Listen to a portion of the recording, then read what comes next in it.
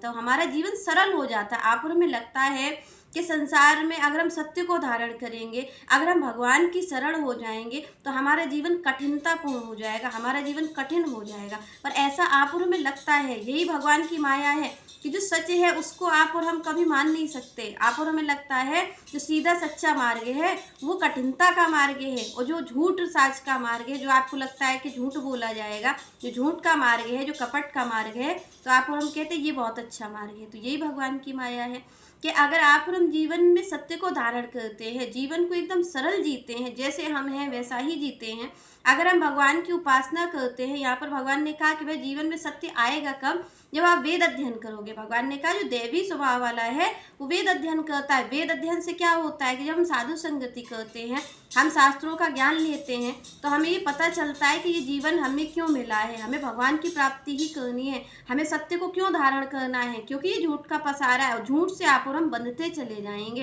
ये जो संसार का बंधन है ये क्यों है, क्योंकि ये झूठ से गाढ़ा होता चला जाता है। सत्य जो जान लेता है, जो जान लेता है कि भाई एक मृत्यु सत्य है, एक भगवान सत्य है, तो जीव सत्य की ओर ही तो भागेगा। पर आप और हम जानना ही नहीं चाहते हैं, आप और हम वेद अध्ययन करते ही नहीं है, आप और हम इस माया में ही लिपटे रहते हैं। इसी कारण असत्य को ही सत्य मानने लग जाते हैं, इसी में ही आनंद लेने लग जाते हैं। तो आप देखिए इससे होता क्या है, आप और हम जब असत्य को धारण करते हैं तो इसके परिणाम स्वरूप हमें दुख की ही प्राप्ति होती है, दुख ही मिलता है।